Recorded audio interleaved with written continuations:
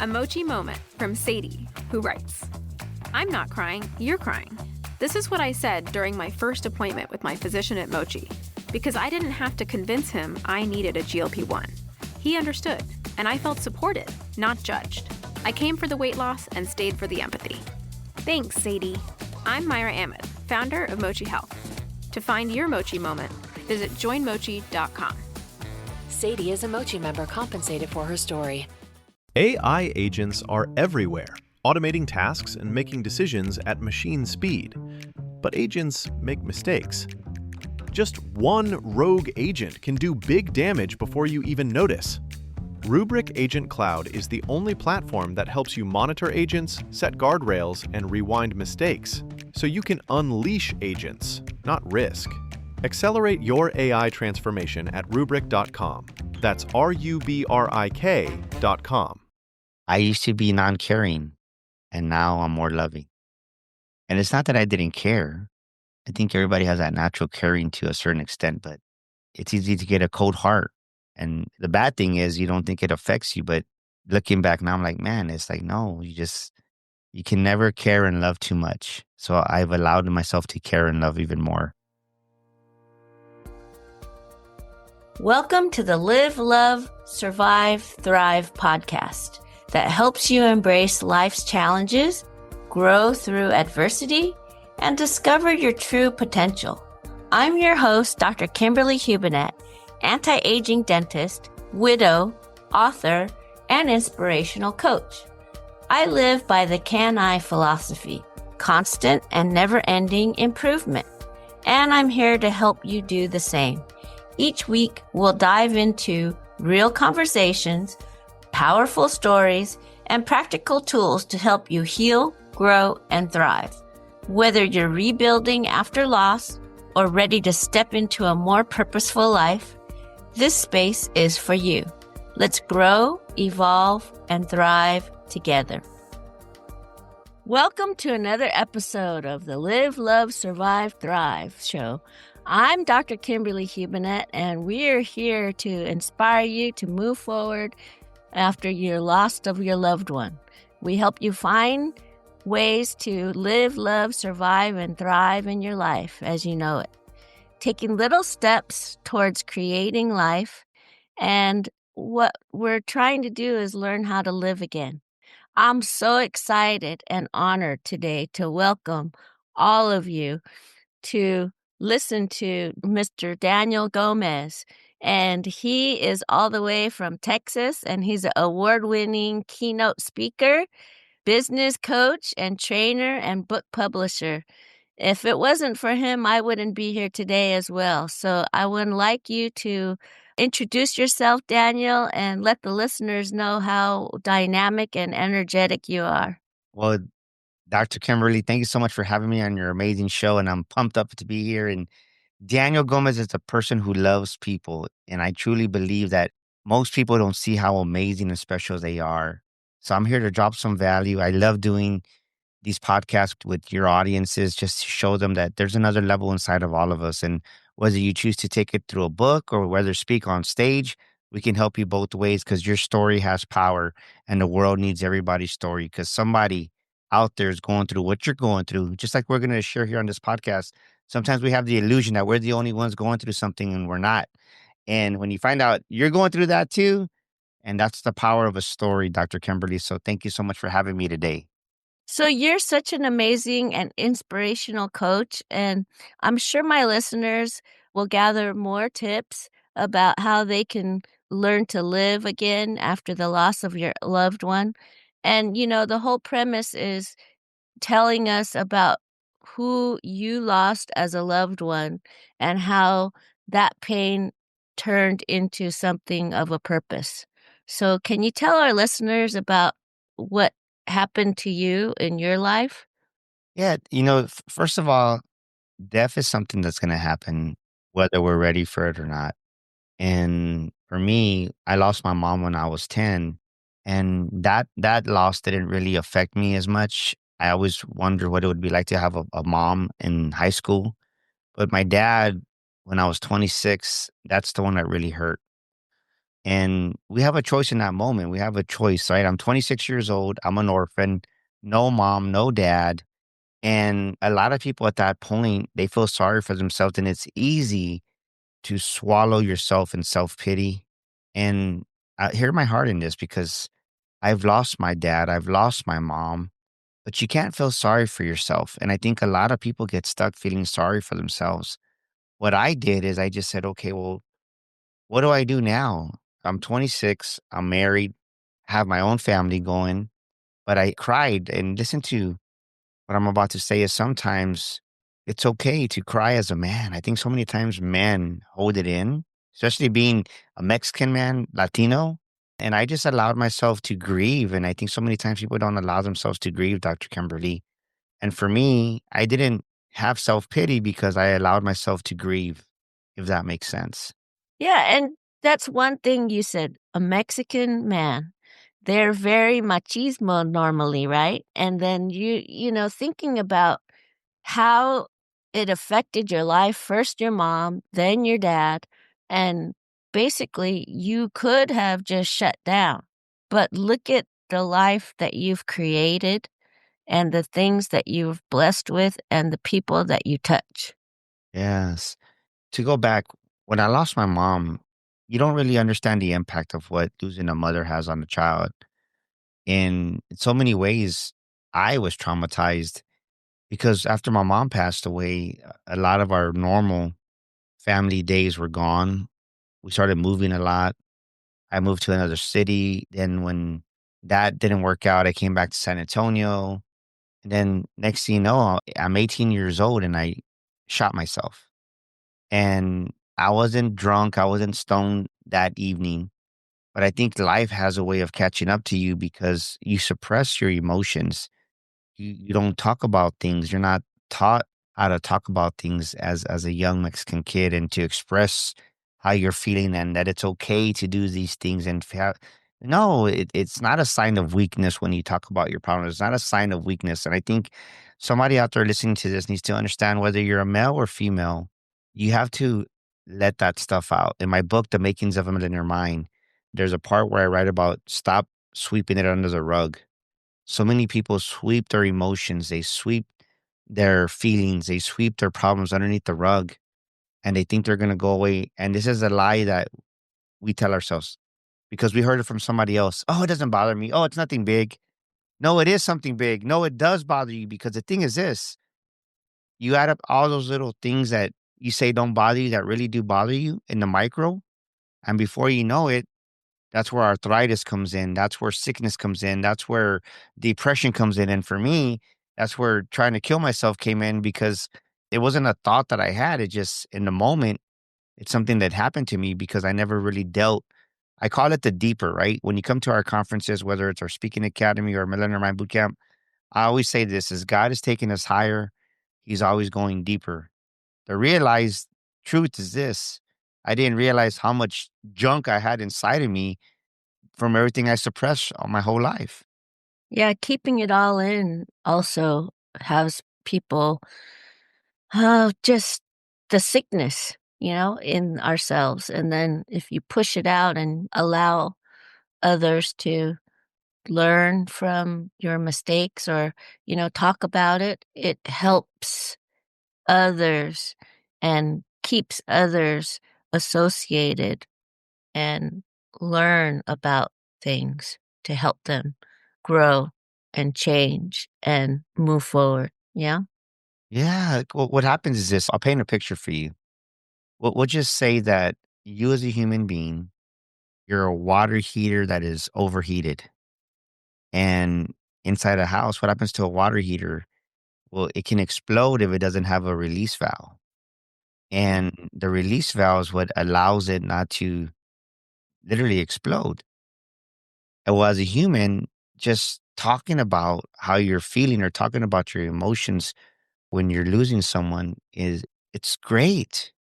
But there's something that I learned also along the way about grieving is that you can grieve someone who's alive too. Somebody needs to hear that. And I can tell you because after my mom passed away when I was 10, my sister's the one that had a big part of my upbringing. And I still love her. She's still alive, but she's not the same because she got vertigo about 12, 15 years ago, and she's never been the same woman again. And it hurt me because I missed my old sister. I missed the laughter. I missed the joy. I missed just her whole demeanor, her whole human being of who she was. And literally, it's night and day because you get used to taking these pharmaceuticals and it alters who you are as a human. Mm. I remember one day just really pondering on this. Man, it hurts because you remember the smile someone had, you remember the laughter someone had, but they're still living. But we're not taught that you can grieve somebody that's alive. Yeah, because they're not the same person anymore. That old version of them is dead. That old version of them doesn't exist anymore, no matter how much you try to pull that out of a person. So I think for me, I've experienced so much death, losing my mom, losing my dad, losing my brothers. Out of 5 brothers, I'm the only one alive. Think about that. Jeez. But it's part of life to me. The part that right, not the problem I have, but something that I have to understand. Like Madi, my wife's mom just passed away a couple of years ago. It's easy to learn how to cope with it that someone else is new to it and like, "Ah, don't worry about it," right?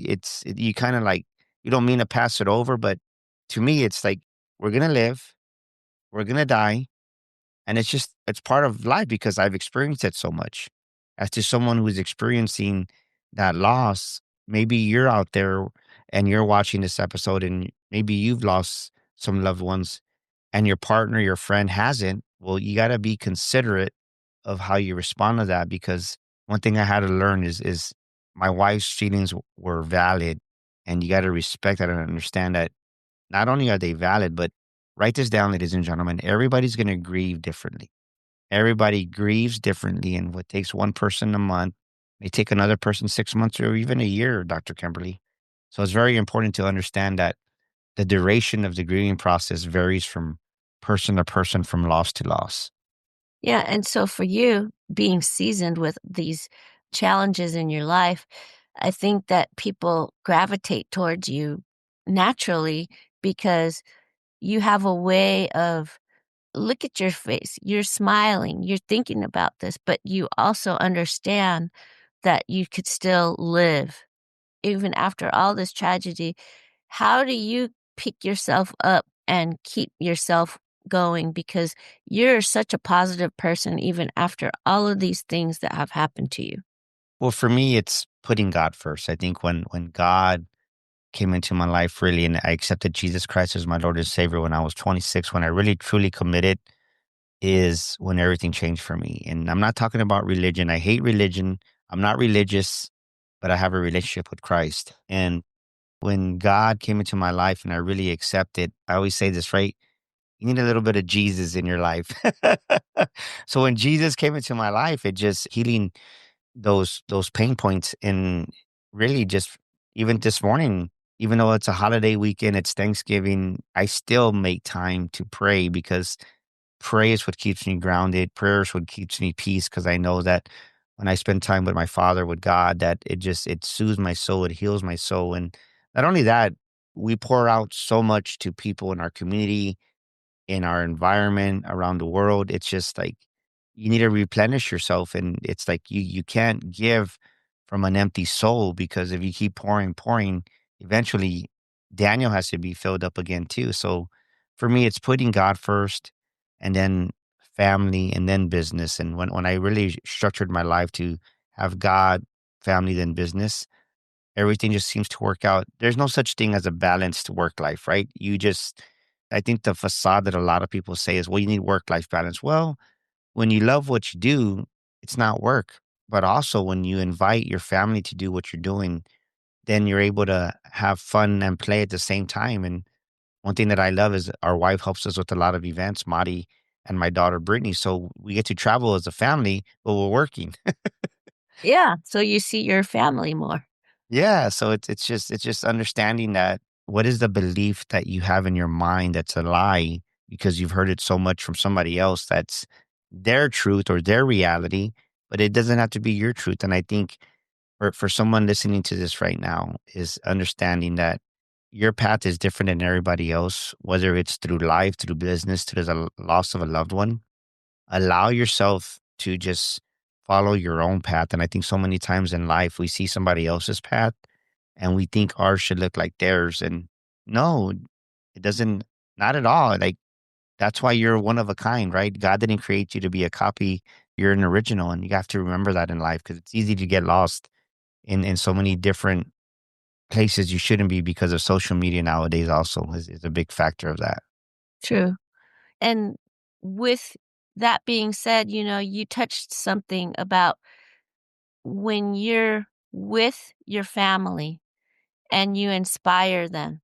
And, sometimes somebody else is down and depressed, but you touched the life of them and somehow you created a spark in their life. Can you touch upon that? Because I know that you've sparked a lot of others and your listeners too about your life and what you've sparked in them.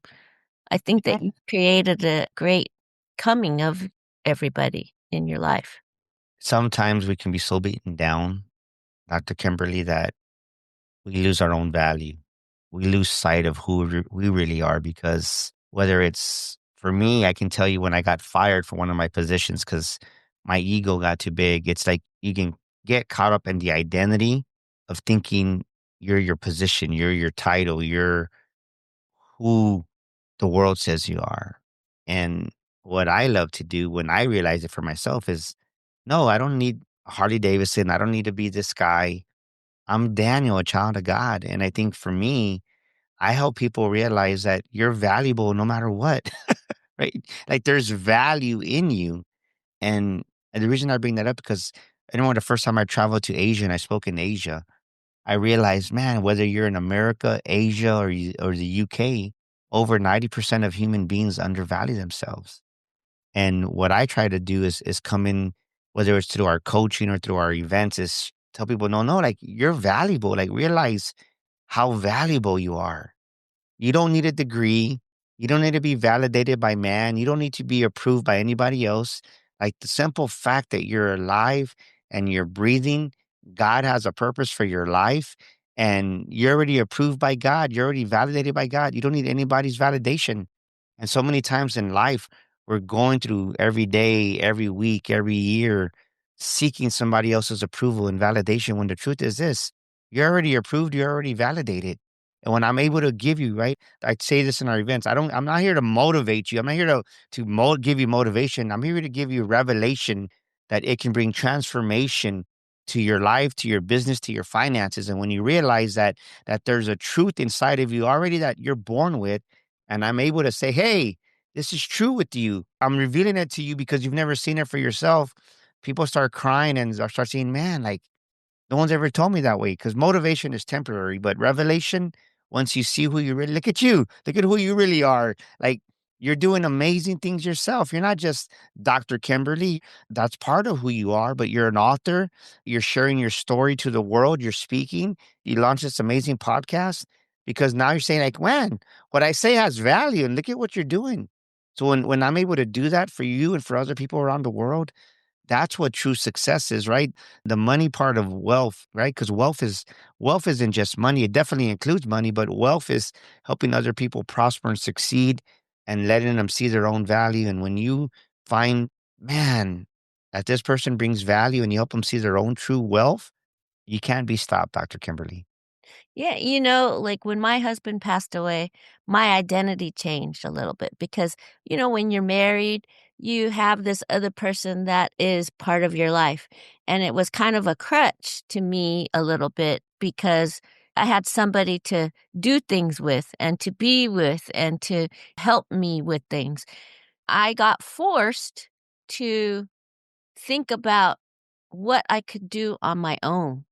And I'm not saying that doing things on your own is always the best. However, it was something that I had to learn to be able to do without somebody. And it helped me be stronger to learn how to do things on my own, but then also think about how to be with others as well. and it's kind of a catch. So you help people find themselves. And can you touch a little bit about not just having somebody to do stuff with, but also to be able to learn to live and survive without somebody as well? Yeah, I want to paint this picture for your audience. The Bible talks about the palm tree. The righteous shall flourish like a palm tree. And when I say palm tree, a lot of people's first image of a palm tree is you're either in sunny California or you're in sunny Florida with coconuts and all this other stuff in the beautiful sun, which is great. They see that form of the palm tree in Dr. Kimberly and Daniel because that's our first picture. But what a lot of people don't realize is in order for that palm tree, you, ladies and gentlemen, listening to this, to be strong and upright and shining in that radiant sun, right? Letting the sun gleam off your leaves is that there's some hurricanes that palm tree's been through. There's some storms. And what people don't realize is when those winds come at 150 miles an hour and that palm tree bends this way and then it bends this way and it's almost touching the ground, that exact versity, that wind, that hurricane that was meant to destroy, and that hurricane destroys many things in its path, but it doesn't destroy the palm tree. It makes it stronger. It makes it more resilient. And when you realize that the loss of the loved one, for me, was my mom, my dad, my brothers, even though I was bending to the left, bending to the right, I lost a couple of fronds along the way. But guess what? After the wind blows, after the hurricane goes, you pop back up and then the sun comes out and now you're shining again. So even though it's painful and even though you're being bent back and forth and you lose some fronds, what destroys other people won't destroy you because you're a palm tree. And you got to remember that, ladies and gentlemen. It's not for you to understand, but what I realized, because I really thought, Dr. Kimberly, that when I was 26, that my dad was going to be healed. They gave him 3 months to live, and by God's grace, he lived a whole year. And there was a point of his journey that he was normal. He was like, man, like, praise God, he's healed. Then all of a sudden, a couple of months later, I don't want to say he relapsed, but he just kind of lost his strength, and we lost him that November. And I had a choice in that season, right? So understand this, ladies and gentlemen. When someone loses their fight with cancer or some disease, you as their child or as their loved one has a choice. You either become better or you become bitter. And the sad part, Dr. Kimberly, a lot of people become bitter in that arena because they don't understand that their season was over. My dad's season was over, but I look back now, I'm 52.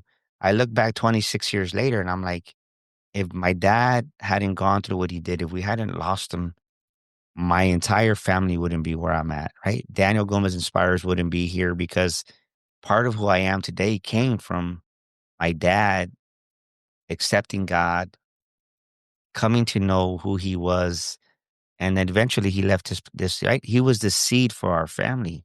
And in some ways, think about this.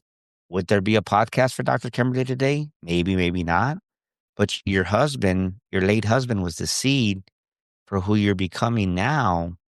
And there has to be, right, in order for a seed to bloom, it has to die, right? Really what a seed does is it dies within itself and then it germinates and then you got new life. Well, the new life that Dr. Kimberly's experiencing is because of that seed of your late husband, Mark. And I want people to realize that because we're going through a season right now too, where my father-in-law is 90 something years old and he's been on dialysis. And I just had this conversation with my wife.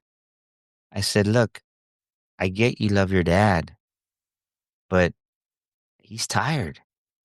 Do you want him here suffering because your own selfish feelings, your own selfishness? And I didn't tell my wife in a mean way, but understand, you can't be selfish to want someone to be alive in pain and agony just because you want them to be alive. What is the good in that? When your dad's time to come home, then let him go home. But don't want him to linger to be here because of your own selfish reasons. And I think a lot of times people want someone to stay alive even though they're suffering from cancer, diabetes, or whatever the strain is. And you can't be selfish that way. And yes, I'm being a little direct because the reality is you're being selfish because they're ready to go, but you're holding on to them. And sometimes emotionally, they can sense that and they don't pass and they suffer even longer on this planet. In actuality, that happened to my late dog. I wanted him around so much because I needed him and that he was old, he was tired, he wanted to go. And I think I kept him around for another 6 months or so when he was ready. And at that point, and I was thinking, I'm kind of selfish looking back at it. But you know what? There are lots of things that we can learn from our loved ones, and we can be able to help others and grow others to think about and be memorializing them in the fact that we can tell their stories and help other people grow and learn and listen. Yeah, and you're right. So one thing that I share with my clients if they're going through the loss of a loved one, I'm like, celebrate their lives, right? I challenge them, even in the time of loss, hey, write down three things that bring a smile back to your wife, to your husband. Like, what are three things that bring back a good memory? And just celebrate the good memories. It's easy, right? I understand you're going to grieve. I'm not saying don't grieve, but what has helped my family with the losses that we've had is celebrating their life and remembering three good memories that you remember with that person. And it's made a difference for us because when you really celebrate somebody else's life, even though they've passed, it just gives it a different perspective to where, man, thank you, God, that they made a difference in my life, or thank you for this, thank you for that. And you allow yourself to grieve at a deeper level. Definitely. We can laugh and cry and celebrate all in the same sentence, yes?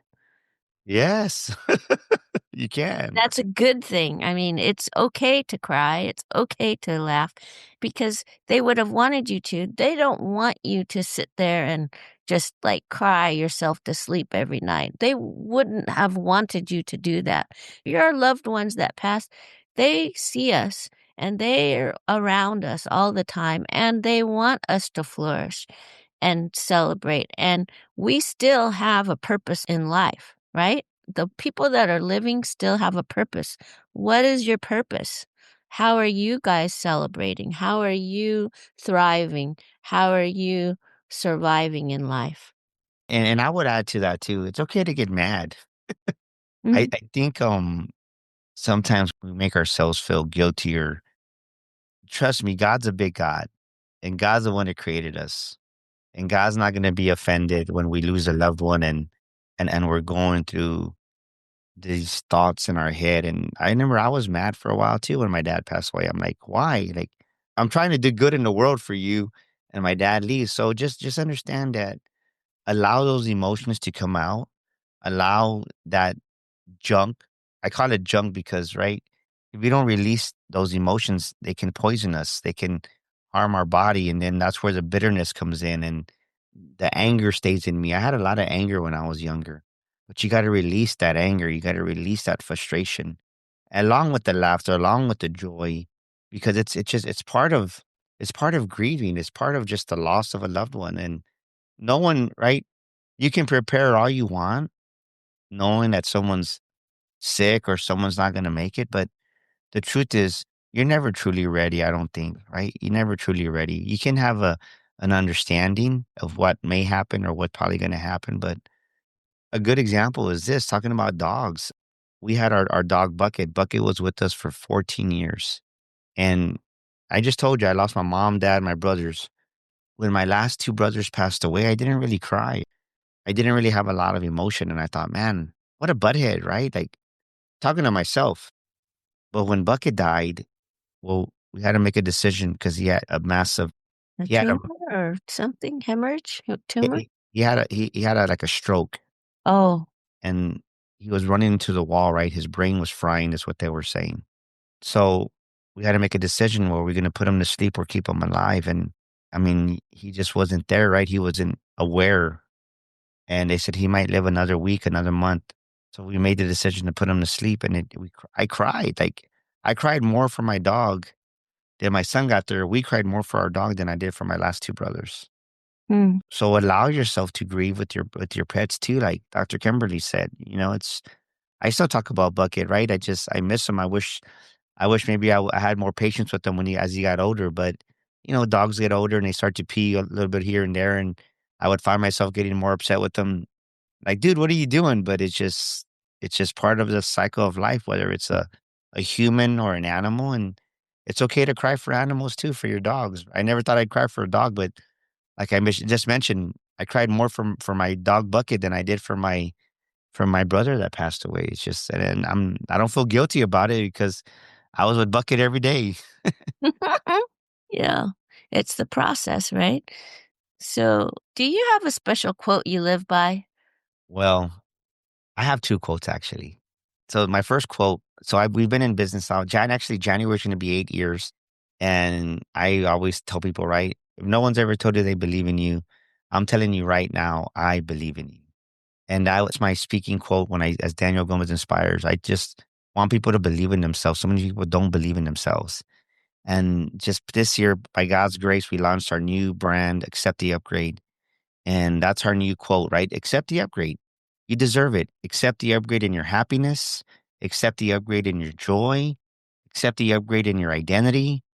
For me, I'm accepting the upgrade in my marriage, in my bank account. There's so many ways that, right? Everybody wants an upgrade on the rental car. Everybody wants to upgrade their phone, but they don't want to upgrade themselves. And it's okay to accept the upgrade. And that's my quote that I live by now. Accept the upgrade, because when you realize that there's so many things that God wants to upgrade for us in our life, in our business, in our relationships, in our happiness, in our relationship with Him, just accept the upgrade. And so many people, they resist the upgrade instead of accepting it, and it breaks my heart.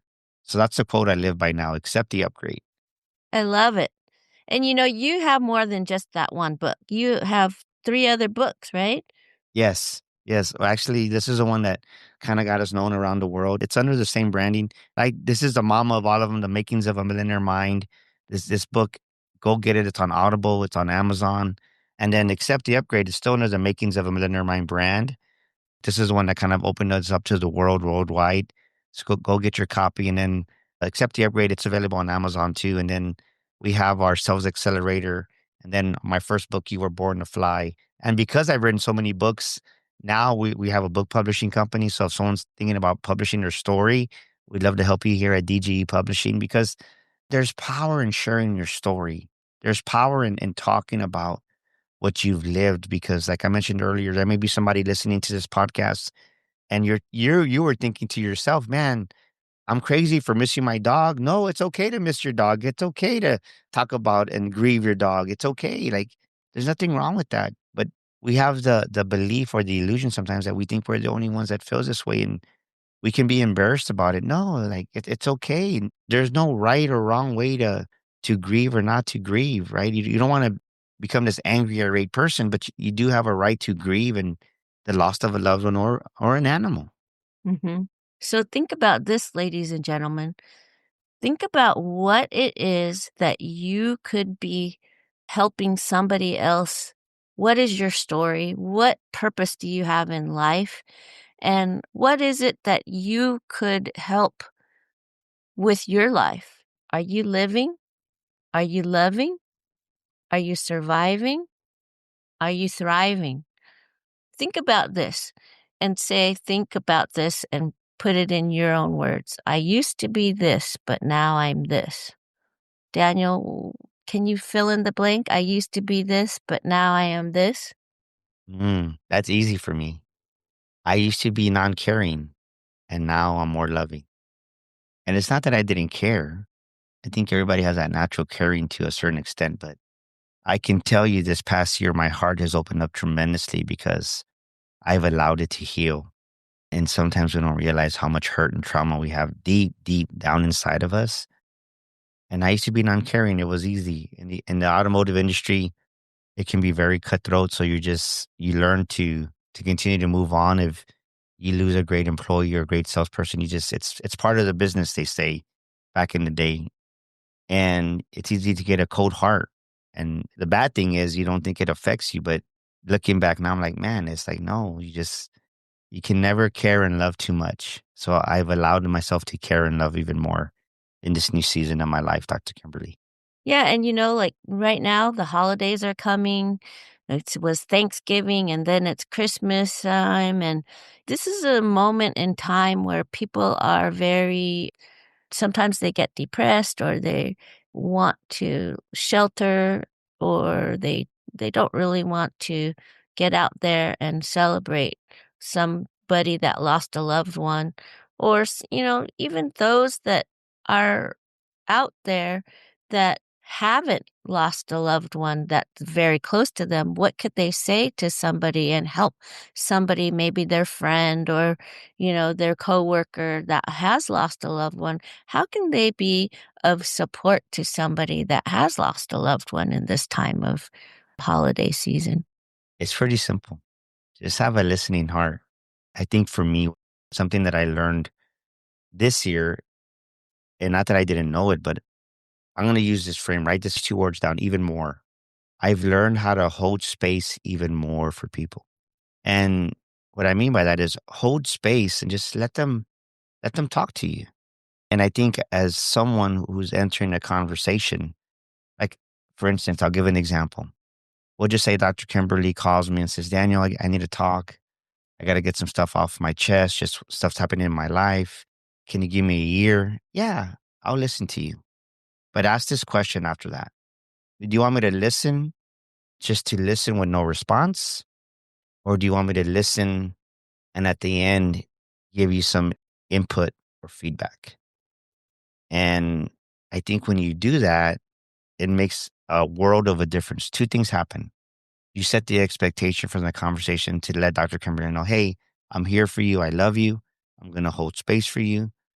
But sometimes Dr. Kimberly doesn't want any feedback. She just wants to talk and let me know what's going on inside of her. And the mistake that we make on this side is we want to put our 2 cents in when you don't want your 2 cents. I just want somebody to listen to me.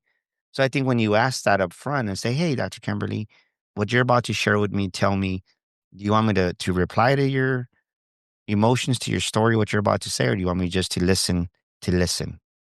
Because sometimes people don't want your advice. They just want you to listen. So I think that's really helped me in my new season of who I'm becoming. Because sometimes people don't want Daniel's advice. Yeah, so that's a good point. Is there something that you want the listeners to take away today as far as thinking about those things that Daniel's talked about?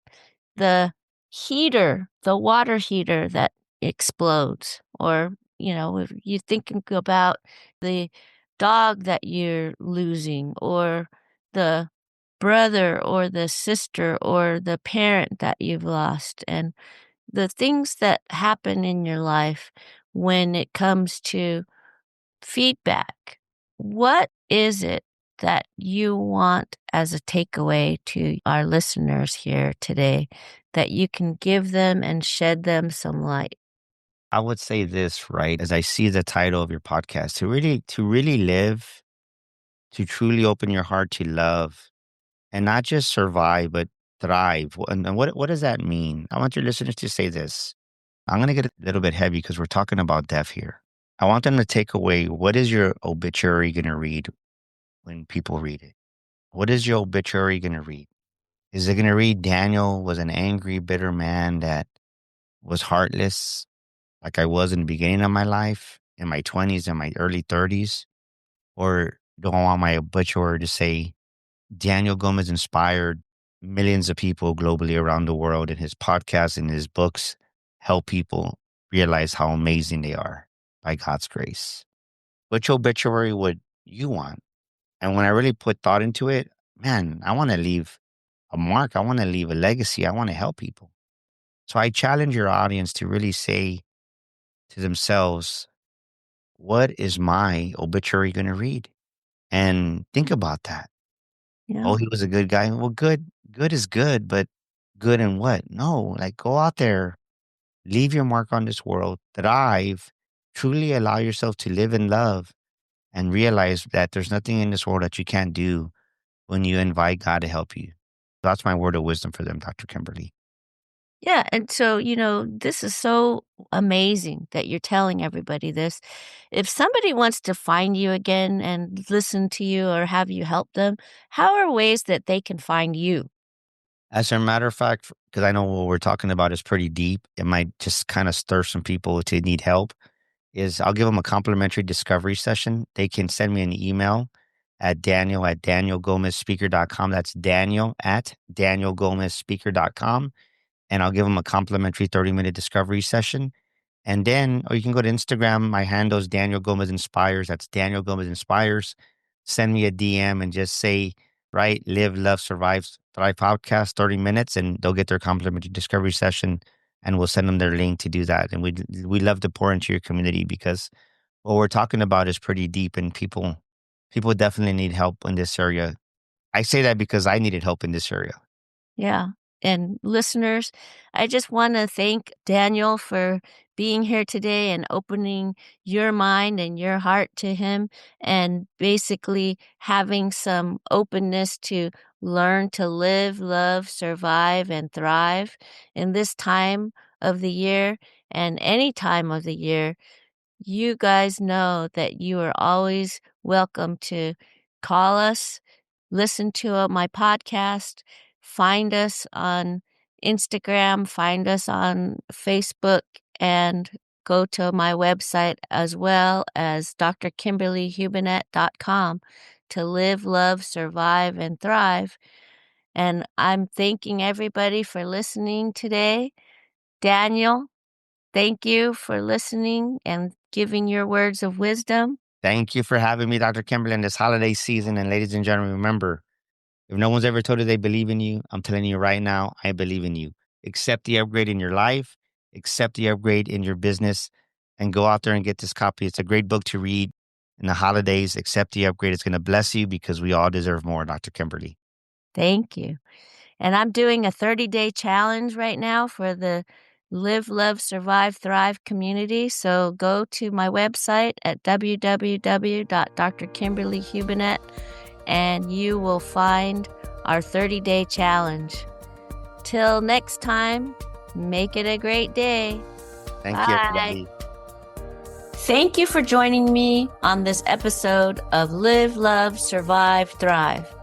I hope our time together has inspired you to embrace life's challenges, find the courage to overcome obstacles, and create a life filled with love, purpose, and fulfillment. If you've enjoyed today's episode, please take a moment to rate, review, and subscribe to the podcast. Your feedback means the world to me and to help us continue to bring you stories and tools to empower your journey. And if you have a story of resilience, transformation, or thriving after adversity, I'd love to hear from you. Reach out to me directly at livelovesurvivethrive@gmail.com. You never know, your story might just be the inspiration someone else needs to hear. To learn more about me and my work, visit my website at www.drkimberlyhubinet.com. While you're there, be sure to check out my current book, Grid. Once in a lifetime, you get to start over. A guide to rebuilding and rediscovering life after loss. Get a sneak peek at my upcoming book, Live, Love, Survive, Thrive, a powerful companion to this podcast, and a heartfelt roadmap to reclaiming joy, resilience, and meaning after life's toughest seasons. You can also connect with me on social media. Follow me on Facebook at author Dr. Kimberly Hubinet, and follow me on Instagram with the same name. And subscribe to my YouTube channel at Live, Love, Survive, Thrive for more inspiration and insights. Remember, you have the power within you to write your story and thrive beyond your wildest imaginations. Keep relearning to live, love, survive, thrive every single day. Until next time, I'm Dr. Kimberly Hubinet, and this is Live, Love, Survive, Thrive.